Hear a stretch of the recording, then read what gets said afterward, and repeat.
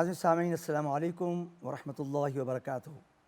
پیغام پاکستان کے ساتھ میں ہوں آپ کا میزبان قاری سید صداقت علی۔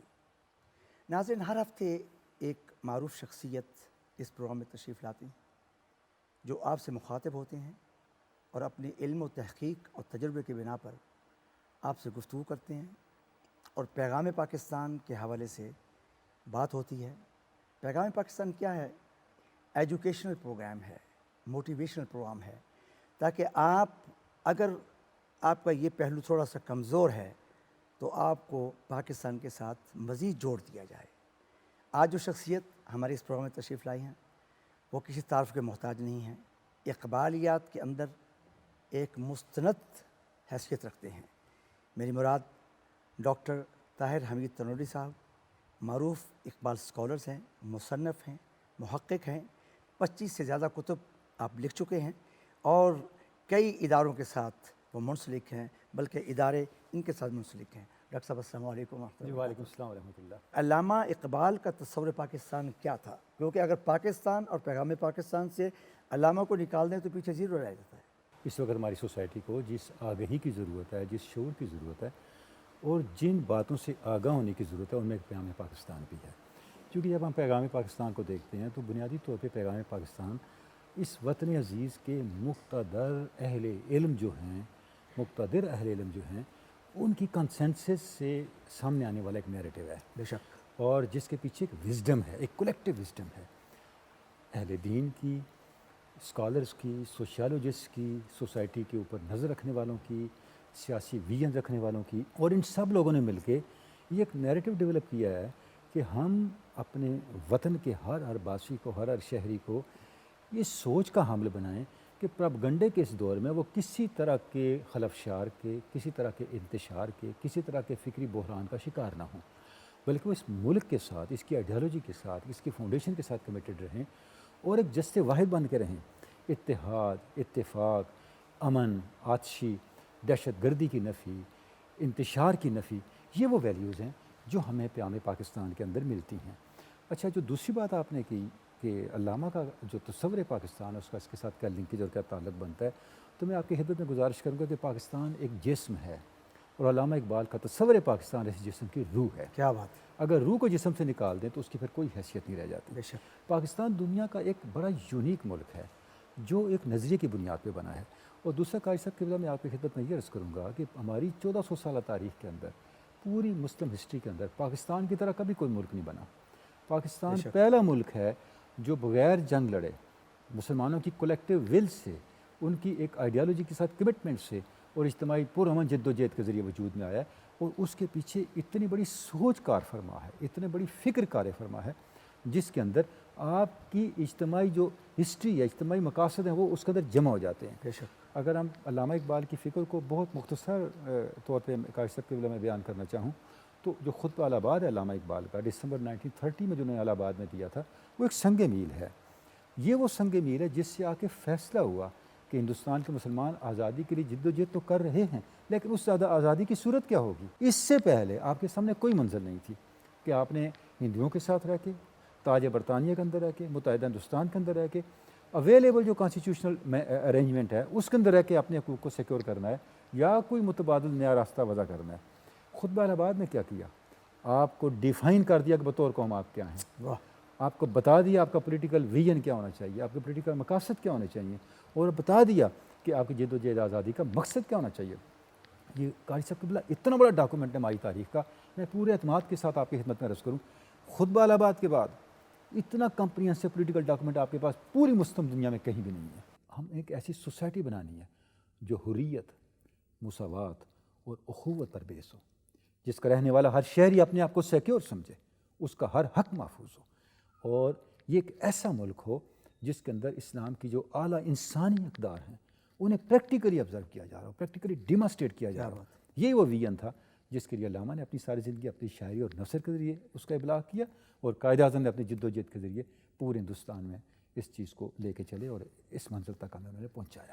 ڈاکٹر صاحب علامہ کی شاعری نے بھی اس سے، ایک تو ان کی فکر تھی نا، اور پھر ان کی شاعری جو تھی اس نے اس میں بڑا پریکٹیکل رول پلے کیا ہے اور لوگوں کو موٹیویٹ کیا ہے۔ قاری صاحب قبلہ یہ آپ نے بہت ایک وائٹل جو ڈائمنشن ہے علامہ کی شخصیت کو، اس کی طرف اشارہ کر دیا. دیکھیں بہت کم ایسے تھنکرز ہوتے ہیں جو شاعر بھی ہوں اور مفکر بھی ہوں. ایسی بہت کم مثالیں ملتی ہیں، یا مفکر ہوتا ہے یا شاعر ہوتا ہے. صحیح بات ہے. اچھا، اس کے بعد ایسا خوش نصیب مفکر بھی بہت کم ہی دنیا میں ہوئے ہیں جن کی فکر ان کی زندگی میں اتنی پاپولر ہو گئی ہو کہ قوم نے اس کو اون کر لیا ہو. اقبال کے ساتھ یہی خوش نصیبی ہے.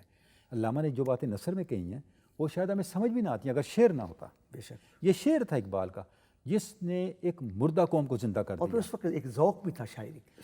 دیکھیں آج بھی شعراء موجود ہیں، لیکن اس ذوق کو ہیلی پیڈ بنا کے پرواز لے لینا اور ایسی شاعری کر دینا کہ وہ قوم کا نطق زباں بن جائے، کیا بات ہے. اور قوم کا لہجہ بن جائے، قوم کا نیریٹو بن جائے، قوم کا بیانیہ بن جائے، یہ بہت کم ہوتا ہے. تو علامہ نے وہ کام کر کے دکھایا. یعنی اب آپ دیکھیں، میں ایک مثال عرض کرتا ہوں. ایک کسان کو آپ جا کے دیکھیں، ہل چلا رہا ہوگا کھیت میں، عام آدمی، اس کے سامنے شعر پڑھیں، خودی کو کر بلند اتنا کہ ہر تقدیر سے پہلے خدا بندے سے خود پوچھے بتا تیری رضا کیا ہے.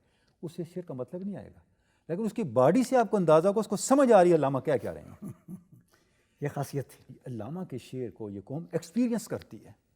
علامہ کے شعر کو یہ قوم اس کو آبزرو کرتی ہے، کیا بات. چاہے اسے بیان نہیں کر سکتی. دیکھیں کہ محمد سے وفاتو نے تو ہم تیرے ہیں، یہ جہاں چیز ہے کیا قلم تیرے ہیں. وہی اول وہی آخر، وہی قرآن وہی فرقان وہی یاسین وہی طٰہٰ. شاید اس شعر کو وہ ذات نہ کر سکے عام آدمی، لیکن اس شعر کو پڑھنے کے بعد وہ آرام سے پھر بیٹھ بھی نہیں سکتا. یہ انرجی کیپسولز ہیں، یہ لائف گیونگ کیپسولز. جب بھی آپ ان اشعار کو پڑھتے ہیں آپ کے اندر ایک کرنٹ، ایک لہر دوڑ جاتی ہے، ایک زندگی کی لہر دوڑ جاتی ہے، اور پتہ چلتا ہے یہ کسی مرد زندہ کا کلام آپ پڑھ رہے ہیں. ڈاکٹر صاحب قیام پاکستان کے وقت تمام لوگوں نے جد و جہد کی.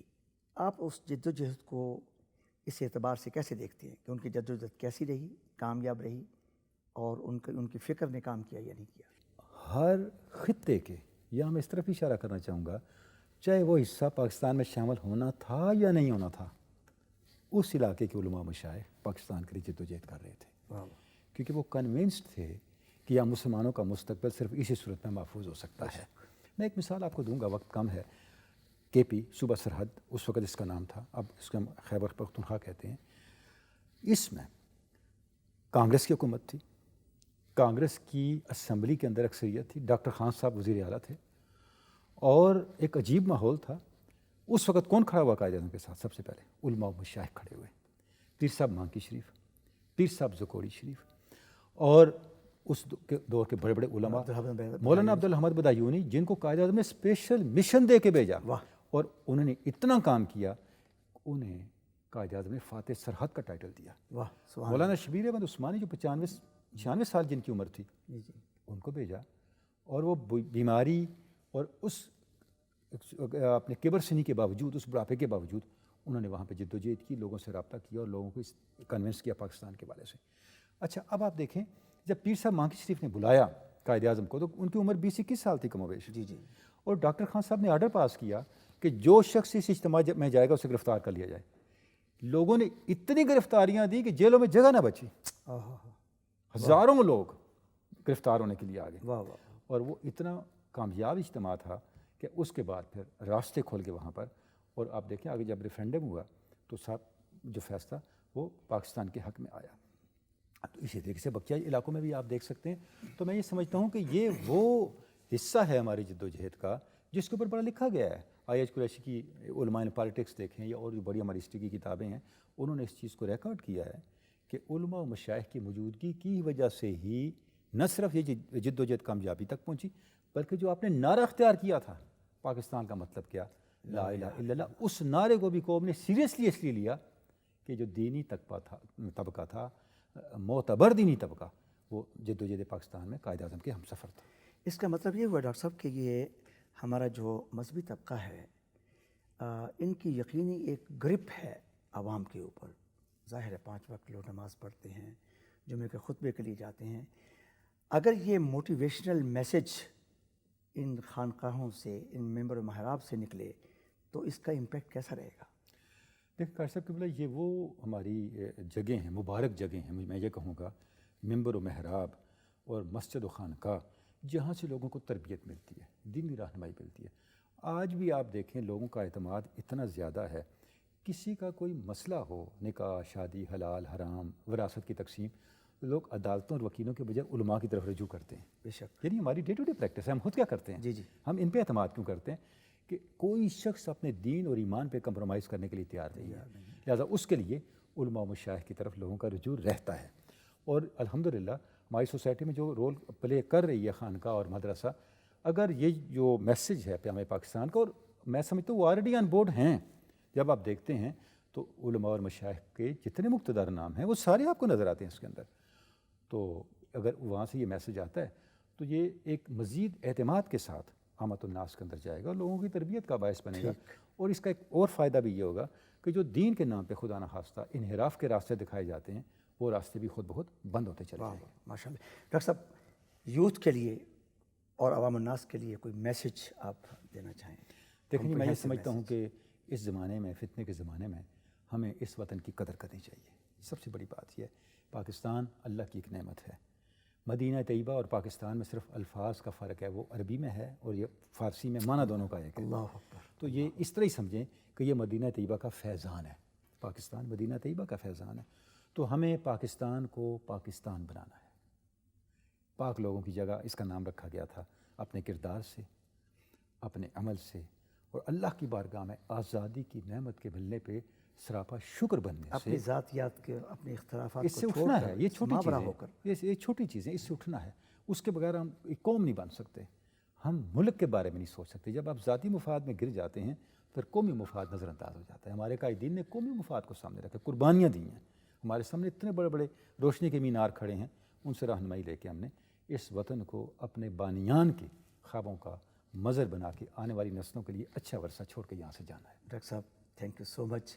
آپ کی گفتگو بڑی مؤثر گفتگو تھی اور میں بے حد مشکور ہوں اپنی جانب سے بھی، عوام الناس کی طرف سے بھی، پاکستان ٹیلی ویژن کی طرف سے بھی، کہ آپ نے وقت نکالا، تشریف لائے اور آپ نے بہت خوبصورت انداز میں گفتگو فرمائی. خاص طور پر علامہ کا جو خواب تھا اس کو صحیح طریقے سے آپ نے ایلیبوریٹ کیا اور اس کو ایکسپلین کیا.